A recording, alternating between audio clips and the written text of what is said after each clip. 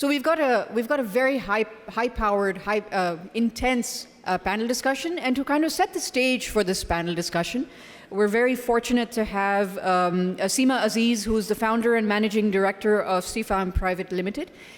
She will be in conversation with Asfandyar Farrukh, and they will be talking about developing a culture of innovation for manufacturing high-quality fabric brands that people fall in love with. Please put your hands together for Asfan Saab to join me on stage. Ji, Assalamu alaikum, everybody. Very proud to be here and with Ms. Seema Aziz. We're just going to start the session, inshallah. So, Ms. Seema Aziz, I just wanted to sort of start with that, mashallah, you've had such a vast experience over almost 4 decades. So I just wanted to sort of start from sort of the beginning of the journey. If you could share with us sort of how you started the business, Sefam Private Limited, Barize, and move forward from there. Thank you. I'm very honored to be a part of this amazing conference, and thank you for having me. And sorry, I need the question again. Absolutely, no problem at all. Yeah. Thank you. I just wanted to sort of ask you about if you could share with us the beginning of your journey and how you started Sefam and Barize, and what you had in mind. If you could, that'd be really, I think, insightful for all of us. We did have a discussion about this, but I think it'll be great to share with everybody. Yes, thank you so much. So Barize started way back in 1984. It was just a concept. The whole idea was to create a product equal in quality to the best in the world made in Pakistan. And that may not seem very difficult now, but at that time it was like a crazy idea. So we're not a business family. My father had very late in life acquired 3 Swiss embroidery machines, and he'd set them up, and they were producing the regular market quality of chicken that is we're also familiar with, and which was very popular. When my brother and I grew up and graduated college, and we just thought that, oh God, we have the same machines as the Swiss do, and look at what they make and look at what we make, and we're going to make Swiss quality. And of course, everyone that we spoke to, my father included, said, you're totally mad. It's not possible to make quality in Pakistan.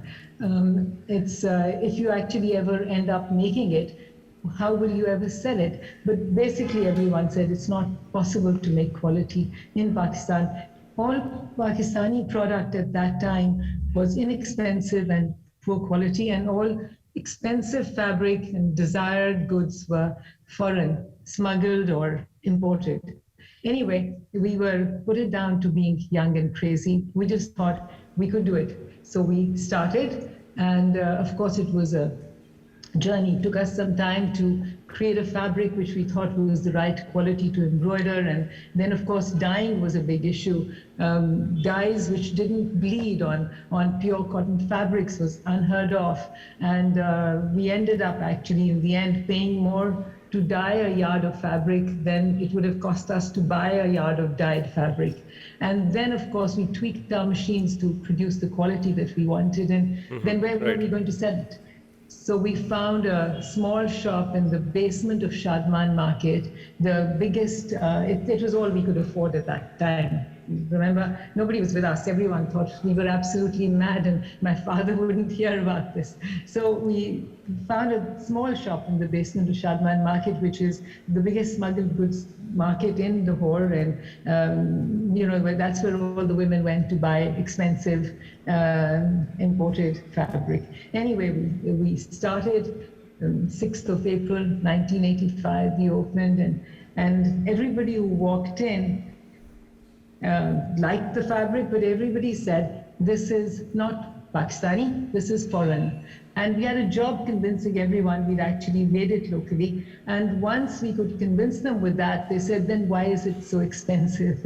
But anyway, so we went on from there. And so it was an absolute commitment to quality, about integrity to the customer, integrity to our teams, about quality, and about made in Pakistan, which made us start that first shop and that first brand. And very soon, we were selling more than we could make. We opened another store and another, and got more machines and went on and then created many more brands, a lot of ready-to-wear brands.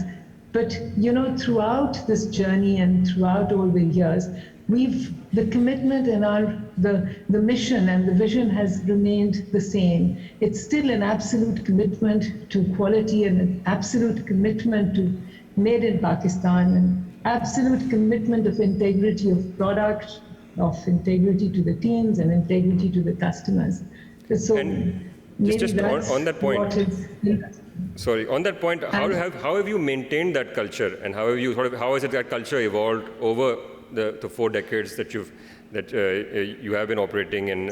Because a lot has changed around you in terms of retail. So, it was so core to our belief. The quality and the made in Pakistan was so core to our belief that's what we talked about all the time. And we went to great lengths. As we went on, a lot of things would have been much cheaper had we bought them from abroad, maybe from China or other places. But we paid double to make it in Pakistan. And then right from day one, when we started selling, the sales staff and the production staff was directed to put a small sticker on any fault in the fabric, which maybe the customer couldn't see, nobody could see. But we were committed, and the sales staff was absolutely duty-bound to tell the customer that there's this fault with the fabric. And so that the people knew before they bought if there was even a small problem which they couldn't see. And then we were the first brand who stood behind their product. We realized that we were the manufacturers and we were selling it, and it was our duty to make sure that our customer got a perfect product. So we started from day one again, the rule of saying that if anything's wrong with our fabric, the embroidery, if the color bleeds or anything is wrong that you find with it, just bring it back and we would take it back. And that culture, I feel, has held out. And it's everywhere. The designers, it's also about innovation, creating new product, staying relevant to the market.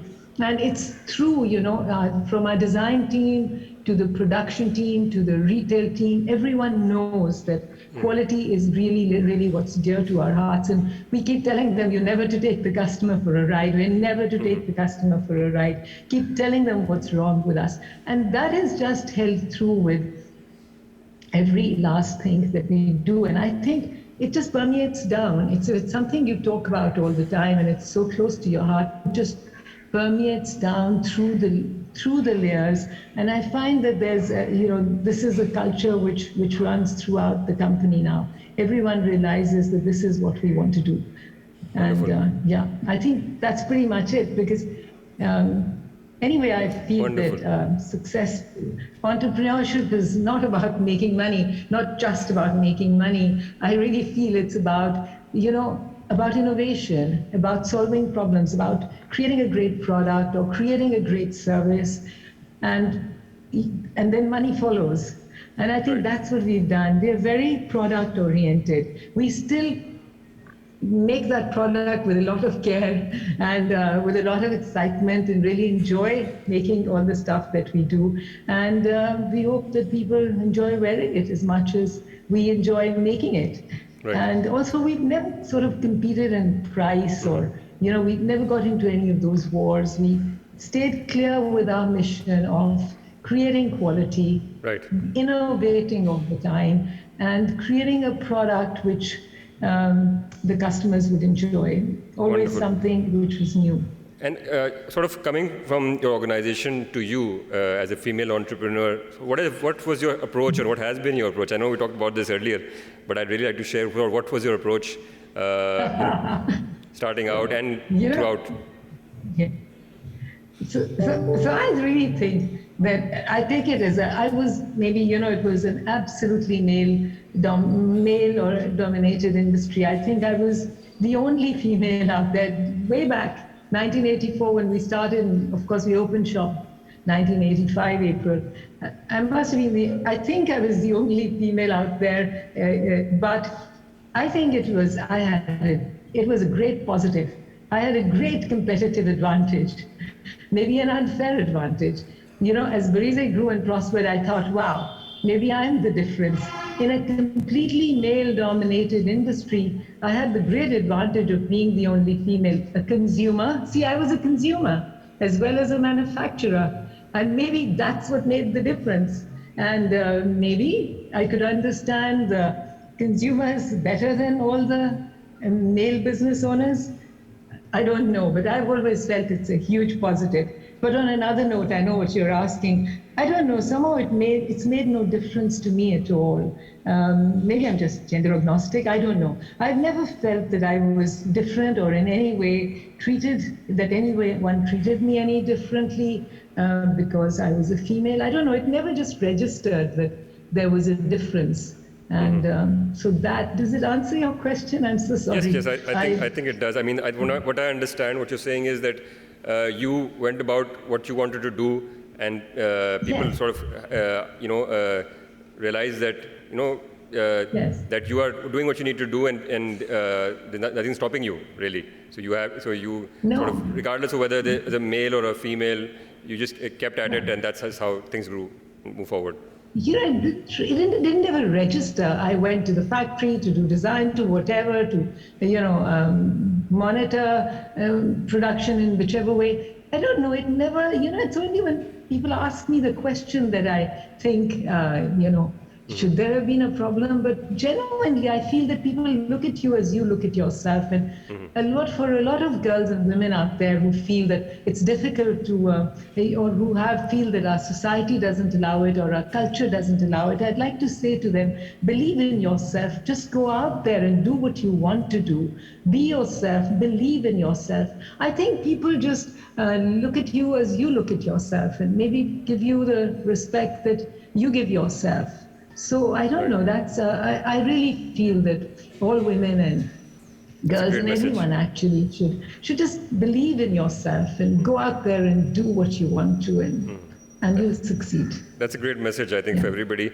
My last question, and thank you for taking out the time, and I know you're in Lahore and a busy schedule. Sort of giving your experience and sort of your outlook, what do you look at the future, in the next 5 to 10 years, and what do we need to do to make the most of it and reach our potential as a retail sector and as retailers? So, I think it's so exciting. I think the retail scene out there is really, really exciting. When we started way back in 1985, and for many years later, we were the only brands the retail brands in the country. Of course, and for many, many years, actually. I think it was in the late 90s when new brands started coming up, and then many, many more brands came into the market every year. I found it exciting then, too. Originally, we used to have a lot of copiers and things like that, but then all these amazing brands came, and some survived. Of course, others did not. But for the last decade, I feel the retail space has become extremely vibrant and really exciting. There's a huge sense of competition in the market and a huge energy in the market. And some brands have really come of age, and there's a lot of quality and innovation out there. So I think the future is really, really exciting. So however, there's one big issue going forward, I feel, which is related to human resource. I don't know how everyone else feels, but I really feel that there's what's going to hit us, and which is hitting us already, is the huge shortage of trained people, of people to take over, of people right from designers to retail heads and all sorts of senior management. There's a real dearth of that, and we all need to think about this, I feel, collectively and individually. So one solution, I feel, would be, of course, that each one of us, every company, should consciously try to encourage and train new talent and create teams. But then the other would be, which I think is very, very important, and I feel there's this huge gap in Pakistan, to team up with academia, with colleges, universities, or training houses, to provide the relevant education and training to people. In most of the developed world, it's a synergy between academia and industry that fills this gap. Progress and innovation happens when academia and businesses and industry work together. And I really think that if we could collectively come up with a way of connecting to academia, and that's where research and innovation happens, and that's where the support can come in. And I think, I feel, for me, that's the biggest thing at this time. Now, as we move on, and as a lot of our brands, retail is growing so much, and as our brands grow also, one of the biggest challenges is management, senior management personnel.